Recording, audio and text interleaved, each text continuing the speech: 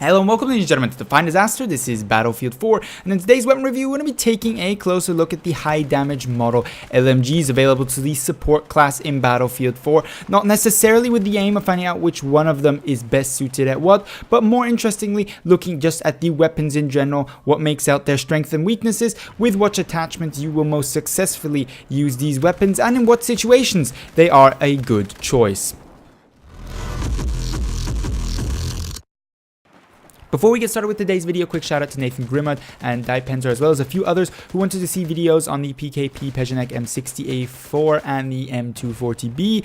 I know some of you wanted a comparison, some of you wanted a weapon review, so I kind of just bundled it all up into one video. So I hope I'm able to answer your questions regarding both the performance, attachments, and playstyles of these weapons, at least to my best knowledge. Before we get started, however, I should mention why the RPK is not in this video, because it is, of course, the last and final high damage model LMG in Battlefield 4. However, given its playstyle, given the stats that this gun has, it is much closer to an assault rifle than it is to an actual LMG. Officially, yes, it is in the LMG category in Battlefield 4, but the weapon itself behaves very much like an assault rifle, and as such isn't really comparable to the other weapons we're going to be looking at today. Furthermore, I've already done a video on the RPK, looking at it in conjunction with the RPK 12. So if you're interested in that weapon, feel free to watch that video that I posted a few months back. I'm sure you'll be able to find it. It is an excellent weapon, so much I can say, but it's not got much in common with the PKP Pecheneg, the M60-E4, and the M240B, which are the weapons we're going to be looking at today. Now we're going to change things up a little bit when it comes to how we structure this video today, because we're not going to be doing kind of weapon for weapon for weapon, followed by attachment, followed by verdict. We're going to look at each weapon separately, as well as which attachments I'd recommend that you use with it, and then to the end we're going to start kind of talking about playstyle and verdicts and which weapons I would recommend for you. Starting though with the PKP Pecheneg. It's a high damage model weapon, which shouldn't surprise anybody at this point in the video, with a maximum damage of 33 and a minimum damage of 21.6. This is kind of the standard high damage model for LMGs. All the weapons we'll be looking at today actually share this damage model. It's got a respectable rate of fire, 600 rounds per minute. Of course, paired with this good damage model does mean that its damage output is relatively high despite its relatively modest fire rate. It's got a magazine size typical for an LMG on the smaller size, 100 rounds, plenty to deal with multiple foes at any time and point. Its reload time is obviously, it's a box magazine and such, a little bit longer at 5.5 seconds. Its recoil is respectively high at 0.43 vertical. That is certainly manageable. What can be a little bit more difficult is the horizontal recoil. Even though it's even at 0.35, this weapon does shake relatively violently to both sides. Its first shot recoil multiplier, on the other hand, is very respectable at 1.25, which makes this weapon a little bit easier to tap fire. Nevertheless, the recoil can be relatively difficult to control, and as such may not be as good as thought at longer range combat. Speaking of accuracy though, we have an ADS standard for all LMGs here at 0.3, and moving ADS, I just wanted to mention this on the side because as I speak about these guns in a little bit more detail later on, this is going to become important. Of 2, this is shared, by the way, both these statistics with all of the weapons we're going to be looking at today. Last but not least, it's hipfire, which is, as you would expect, absolutely atrocious at 6.5. I would not recommend you hipfire the PKP Pecheneg in any really situation you come across. Speaking next then of the attachments that I would recommend with a PKP Pecheneg, it's obviously going to be a red dot sight of your choice. It's very much up to you which one you would like to use. Frankly, for me, it's always going to be a Coyote red dot sight. You can use higher magnification optics, but in my opinion, the recoil on these guns is relatively hefty, and as such, I wouldn't necessarily recommend it. Moving on then from the optic, really here you have free choice. A laser sight probably isn't going to be too useful on an LMG like this one. You can't really hipfire this weapon even when using a laser sight and vertical grip in combination. So frankly, you can really put on nothing, or if you want to, you can put on the laser sight for decoration really. It's not going to have a big effect though. Moving on then to barrel, this is kind of a matchup between compensator to try and reel in that relatively hefty horizontal recoil, or if you're trying to make this thing very accurate and you have extremely good recoil control. We are talking about very, very good recoil control here. You may want to go with a heavy barrel, because frankly, the LMGs do have a massive accuracy problem, not necessarily when standing still, but very much when moving and shooting. And this is so very important for the role that these weapons supposedly would be good at, but we're going to be covering that a little bit later. So compensator, heavy barrel or no barrel is really your choice. No barrel, I don't see really much point in doing that here. I know it's slightly more accurate when under constant fire, but frankly, I don't see you constantly firing a PKP Pecheneg at 20-30 round bursts. You're going to be bursting a little bit more frequently, and as such, compensator, or if you're hardcore, maybe a heavy barrel. Underbarrel for me is a vertical grip. Yes, the angle foregrip here is a bad choice because the first shot recoil multiplier is so very low. The stubby grip could give you a little bit of higher accuracy, but I much prefer having more accuracy while moving instead of just a little bit more accuracy in general or while firing when standing still, because this is where the LMGs truly fall short when compared to other weapons, and as such, my recommendation here is going to be a vertical grip.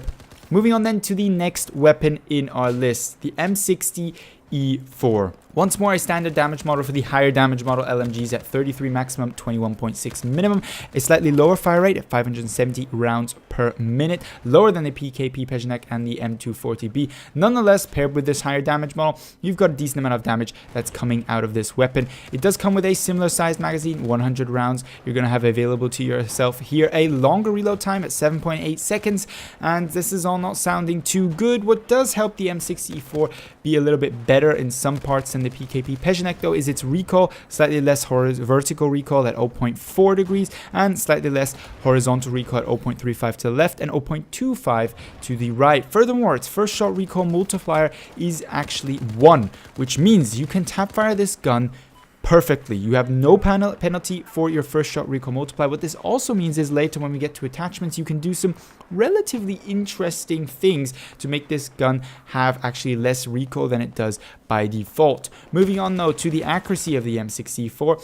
Standard values here, ADS while standing and not moving of 0.3, and ADS while moving of 2, and a hipfire value at 6.5, beyond saving in my opinion.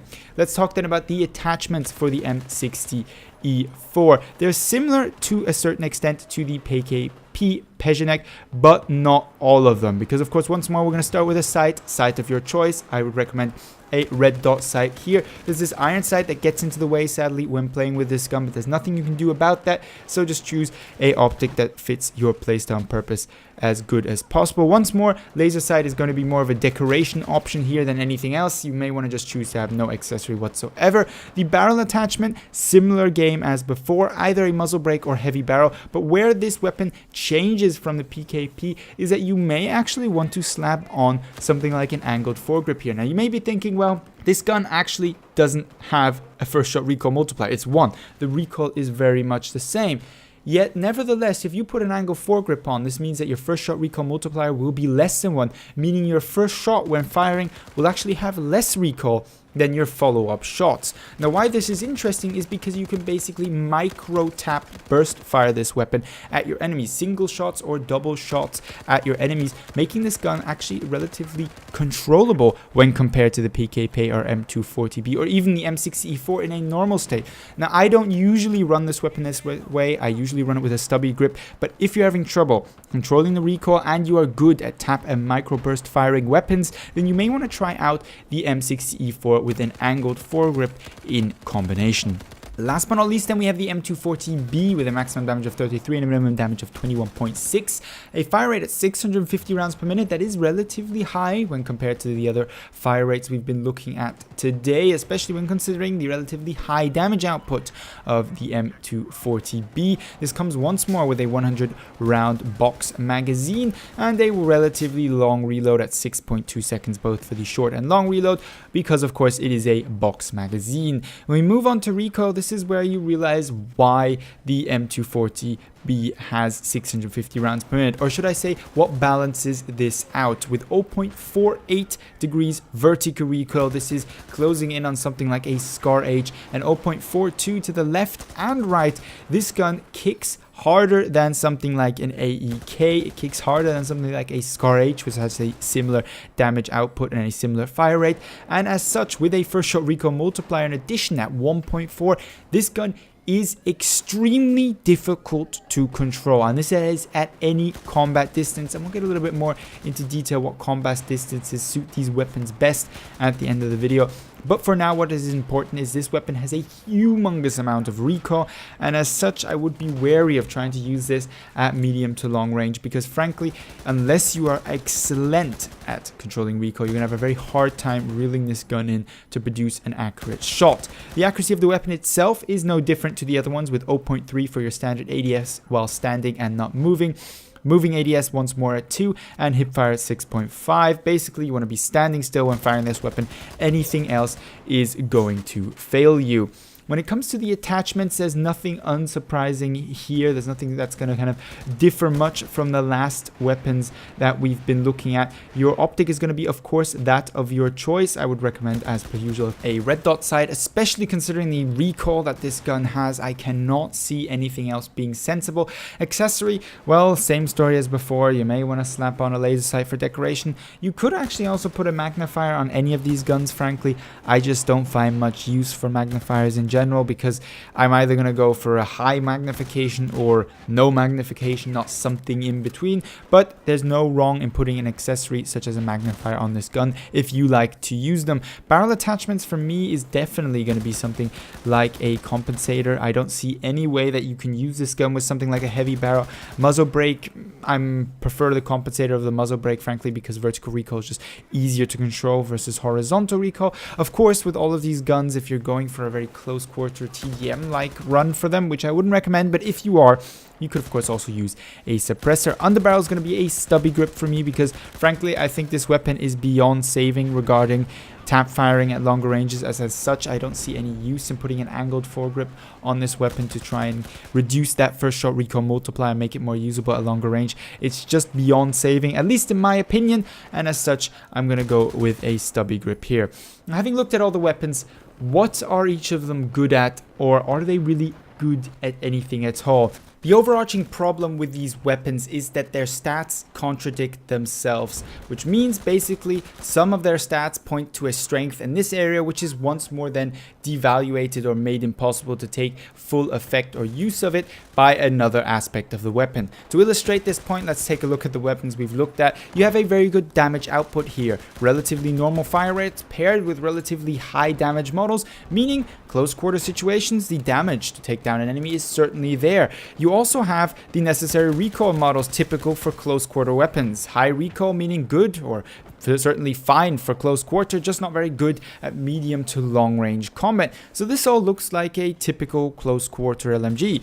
Well, really, close quarter LMGs don't exist anymore, and that's because frankly they're horrible at their accuracy perspective when moving or hip firing. Close quarter, highly important that you can hip fire, even more important for close quarter weapons to make them more usable at medium range, that you can strafe a little bit while shooting. Strafing is absolutely impossible with an LMG to any degree against an assault rifle or PDW, of course, and hip fire is basically useless because you're not really going to hit anything with an accuracy at 6.5 unless they're basically mating with you on the battlefield. And as such, you have a weapon that semi looks like it's going to be good for TDM or close quarter conquest and rush maps, and then it turns out it's not at all. Well, what about medium range then? Well, recoil is relatively high, but with a good amount of recoil control, maybe when you strafe a little bit you could take it in. You can't strafe, and as such you're going to be a sitting duck if you're standing still trying to take somebody out.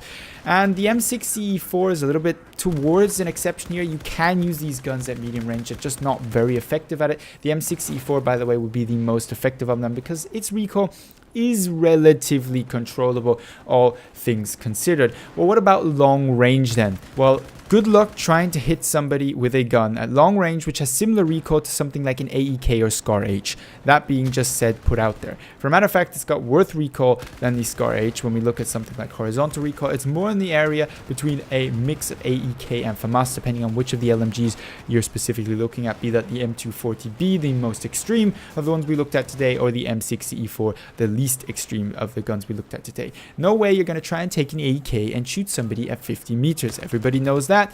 Yet these LMGs are somewhat asking you to do that, because that's basically the safest way you can play an LMG in general. Because of course the support class doesn't have health in close to medium quarter combat, it's very much exposed unless it has an active team supporting it. And that's where the assault class is, of course, the better choice. And the assault class also has weapons in this case, which kind of can be directly compared and triumph over some of the weapons we looked at today. Take the Scar H, similarly high vertical recoil, almost half the horizontal recoil to something like the M240B at 0.225, but this coming with higher accuracy in general, higher accuracy when strafing and moving, better hip fire, quicker reload, but yet similar damage output, 620 rounds per minute with the same maximum damage of 33 and same minimum damage of 21.6. So you start to think to yourself, well, why should you be using these weapons? And I'm not the person who can really give you an answer for that. I don't see myself using these weapons other than to produce a YouTube video, or when setting them up, of course, with a bipod. This is always an option, and if you're a bipod user, then these weapons are amongst the best to use, because of course once the bipod's up, all this accuracy nonsense and all this nonsense about recoil goes right out the window, and you're just left with great damage output at any range, taking down all of your enemies. But with all that being said, then, can I recommend any of these weapons for any situations? It may sound a bit negative, but the PKP Pecheneg and the M60-E4 are usable weapons for medium to close quarter range. The problem in close quarter is you just can't hip fire. You basically have to know where your enemies are coming from and get your sights up before they are. So in very high population linear maps, these weapons can actually be very competent weapons to use both in close and medium range. With bipods, all three of these weapons can be very competent weapons to use. But overall, I don't see myself using them over something like a Scar H in any situation really at all. But feel free to leave down below in the comments your experiences with these weapons. Are you a big fan of the PKP Pecheneg, the M60-E4 or M240B, or do you see no reason really to pick them up, much like I do? Feel free to leave your experiences down below in the comments, as well as your future video suggestions. But with all that being said, I'd like to thank you very much for watching, and I hope to see you in the next Battlefield 4 video.